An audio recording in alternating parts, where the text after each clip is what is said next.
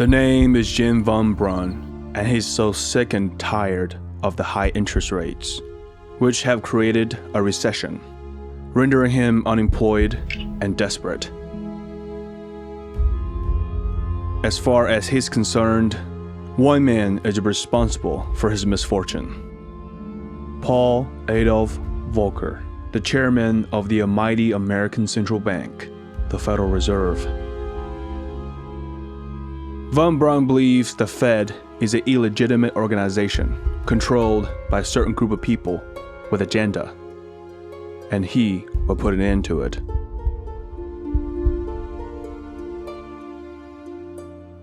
The Federal Reserve is a highly secure place.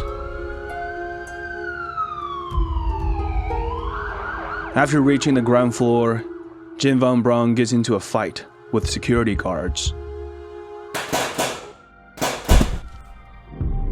Jim von Braun quickly realizes he's outnumbered. He's then disarmed, arrested, and sent to jail.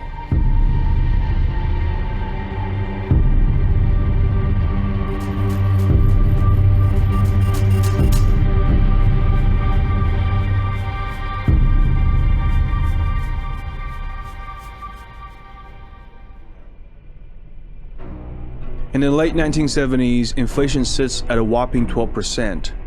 If left unchecked, it will inevitably go out of control, and it could be the end of American capitalism.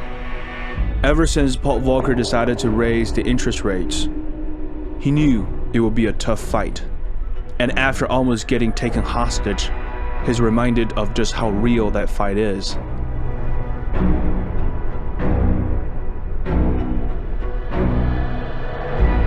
I don't believe it would have been possible without a man of Paul Volcker's stature, who understood the business of central banking from soup to nuts, who understood the costs of not dealing with inflation. From a broken economy with inflation run wild, Paul Volcker is the man who restored the credibility of the United States, setting the stage for decades of new growth. He is the man who saved America.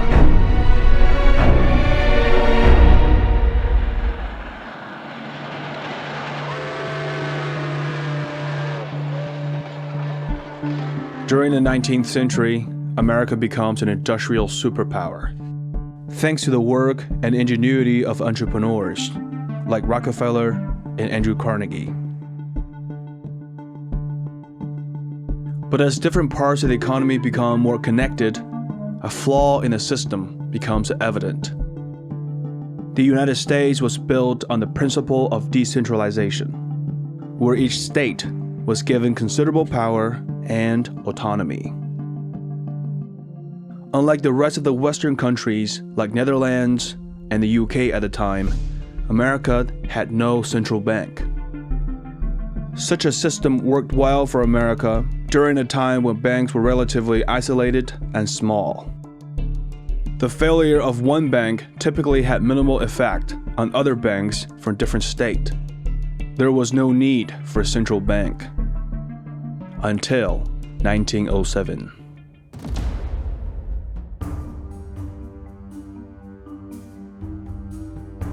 During the Panic of 1907, banks start to feel like dominoes.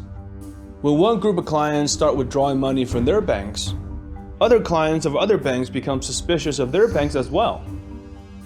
The Panic of 1907 was the straw that broke the camel's back.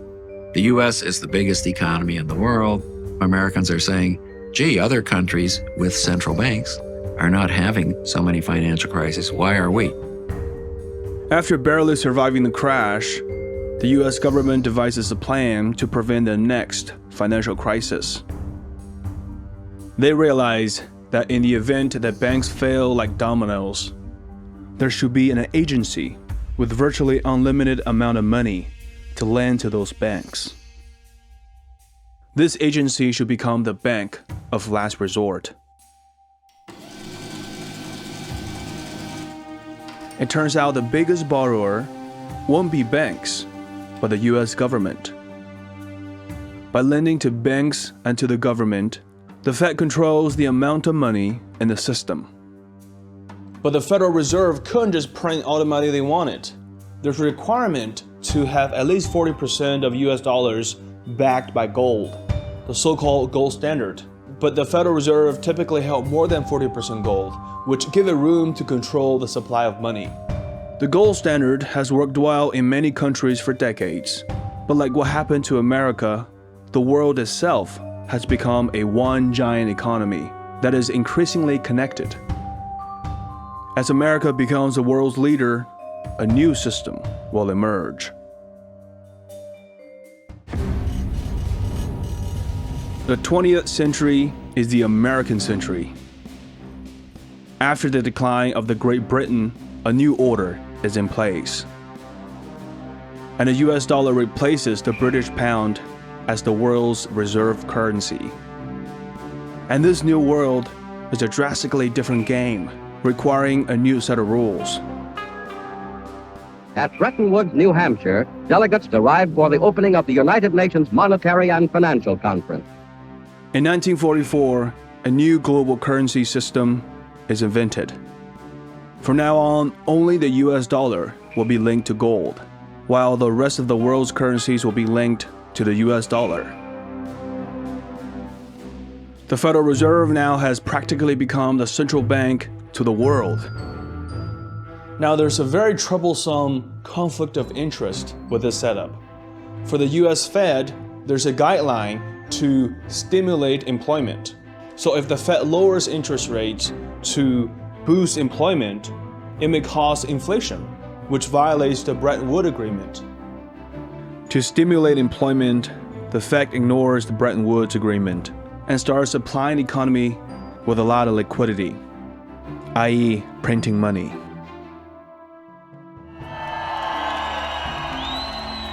In the short term, nothing negative happens, and America enjoys a prosperous decade of the 1950s. And it goes on to the early 1960s while the employment is stable and inflation is low.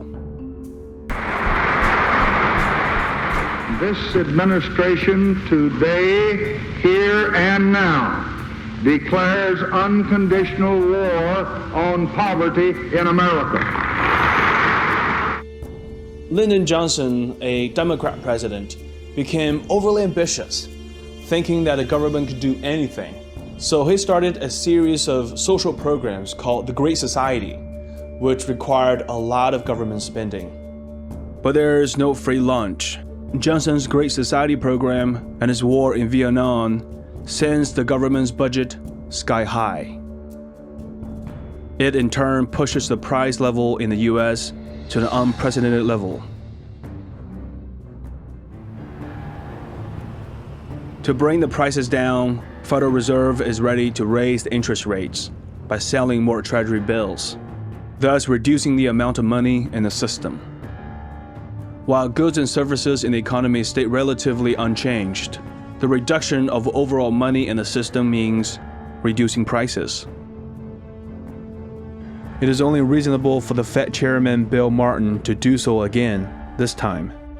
But the rate hike means it will be more expensive for businesses to borrow money, likely creating a short-term recession. And President Lyndon Johnson will not let that happen.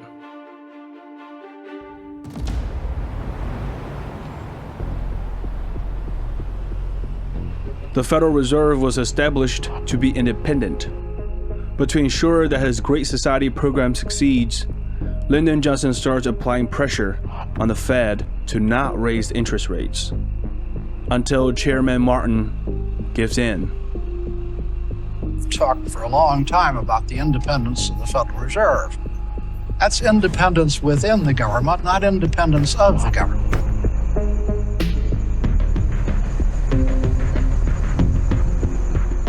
The Fed starts printing more money that can be backed by gold, effectively breaking the Bretton Woods Agreement. And finally, President Nixon makes it official. Now, this action will not win us any friends among the international money traders. But our primary concern is with the American workers. I have directed Secretary Connally to suspend temporarily the convertibility of the dollar into gold or other reserve assets except in amounts and conditions determined to be in the interest of monetary stability and in the best interest of the United States. Removing the gold standard essentially gave the Fed even more power to control the money, not just in America, but the world. By breaking the promise established by the Bretton Woods Agreement, the United States loses its credibility. Now it's up to the new chairman of the Federal Reserve, Arthur Burns, to restore that trust in the dollar. But just like his predecessor Martin, Burns also caves in because of the political pressure, especially the pressure coming from Nixon. Political pressures would grow. Where did they come from? It came from Congress, it came from the administration, it came from the business community, it came from the labor unions, and it was just very hard to resist. The whole climate of opinion was against them. By the end of the 1970s, the US dollar has lost half of its value, with inflation sitting at a whopping 12%. The question is, how long will this go on? Inflation running out of control. The answer? Probably for years.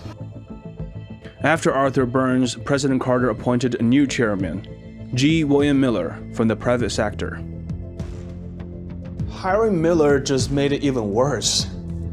As a businessman turned Fed chairman, he was even more reluctant about raising the interest rates, which could create a short-term recession. So everyone at the Fed got together and threw him out. President Carter has very little options left. He needs to find a replacement for the Fed chairman fast. He knows this decision will either make or break the American economy.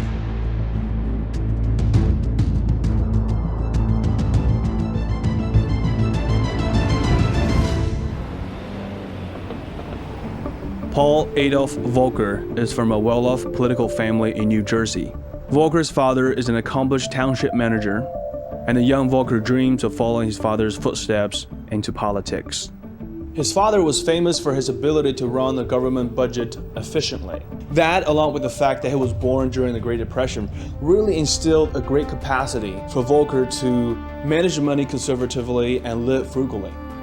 Volcker graduates from Princeton with honors because of his excellent thesis on the Federal Reserve policies.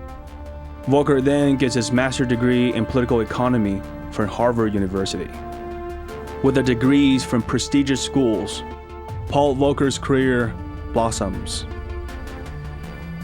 In a span of 2 decades, he goes from a financial economist for Chase Manhattan Bank to working in the Treasury Department during Nixon's administration.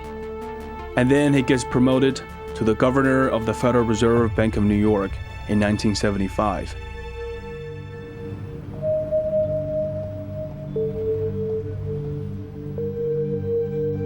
In October 1979, consumer price inflation is running at over 12%. And after the humiliating exile of Fed Chairman G. William Miller, President Carter has his back against the wall. He realizes there's a crisis of confidence. He needs to find a new chairman who has what it takes to do the hard things, even if that may cost him his second term as president. And that new chairman is Paul Volcker.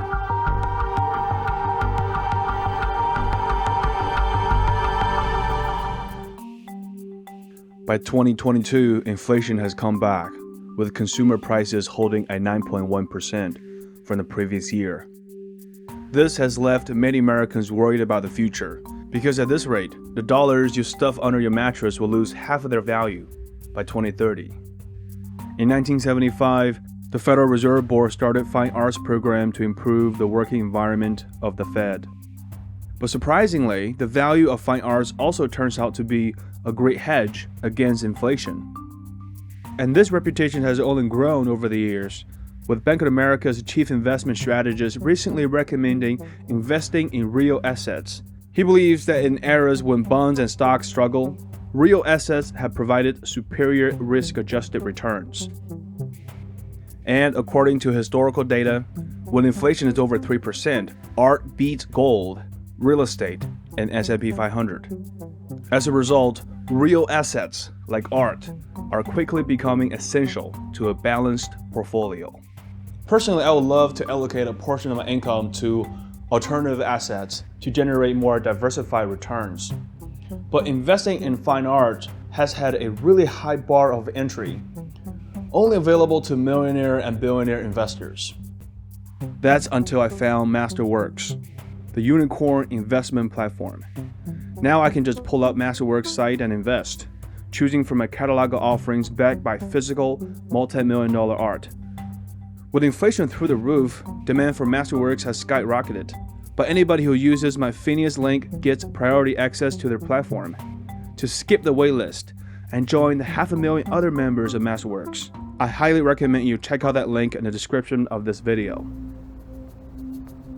After his appointment, Volcker becomes the world's most powerful central banker, with the tools and weapons to deal with inflation head-on. Volcker understands that a big part of inflation has to do with expectations rather than reality. The most important factor over the long haul has been changing not wiser monetary policy, but a monetary policy focused on anchoring inflation expectations. On the one hand, if inflation expectations are very well anchored, then policy can relatively easily succeed in keeping inflation at target, and vice versa. If policy is committed to keeping inflation near target, then inflation expectations tend to be well anchored. So if the market received the signal that inflation will be dealt with, it may stop expecting more inflation, and companies may become more hesitant about raising prices of their products. Volcker announces that the Fed will enact a never-before-seen policy to curb the supply of money rather than focusing on raising the interest rates. It's a clever play of words because those two things are essentially the same. But Volcker knows that a fierce-sounding new policy will get the public's attention. It will signal that the Fed really means business. You know, you can't deal with that problem by simply saying we're going to let inflation go ahead. Volcker knows solving the inflation will come at a tremendous short-term cost to the economy. But what he doesn't know is that it may also cost his own life.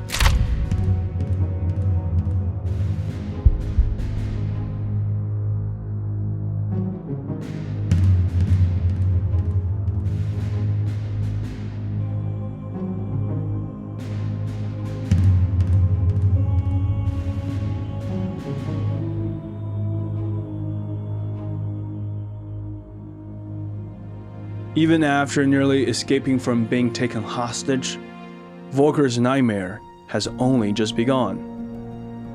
It was a very tough period, and there's a lot of opposition, and no doubt about it. And then somebody got the idea of sending in all these sawed-up 2x4s. Home builders sent Volcker their protests scrolled on wooden planks. Within the first 2 years, Volcker's fat actions have caused a severe drop in employment. It puts Volcker at the center of attack by all fronts. Even the famous economist Milton Friedman predicts that Volcker will fail catastrophically. And by 1983, Friedman seems to be right, as the US economy falls into a full-blown recession. And President Carter loses his second presidential bid to Ronald Reagan.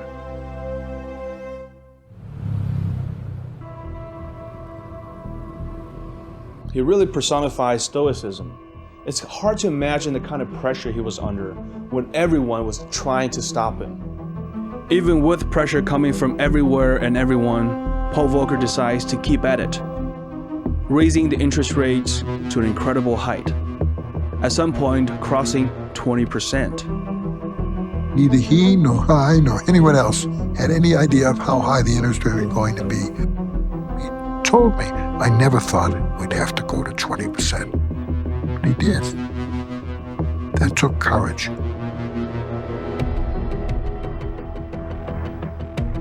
Inflation is reduced by half during Volcker's first 3 years as the Fed chairman. And it keeps on falling into the rest of the decade, as the country enters a stage of prosperity like never before.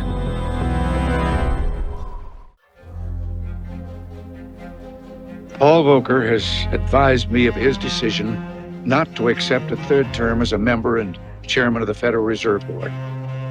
With inflation tamed, Paul Volcker decides not to pursue a third term. He could have served as the Fed chairman a lot longer, and there were speculations about other reasons why he quit. Reagan's presidency is an era of consumerism and easy money. It's about deregulation. Paul Volcker, on the other hand, as a Democrat, believes in regulating financial companies from becoming too big to fail. By the mid-1980s, the credibility of the United States has been restored. The economy is in perfect state to embrace the third industrial revolution, the age of information. But all of that may not have been possible without the intelligence and perseverance of Paul Volcker. Nice that we have leaders who step up and do the right thing now and then, take a long-term view. We could use more of it. But after the retirement of Paul Volcker, a completely different kind of man comes into power.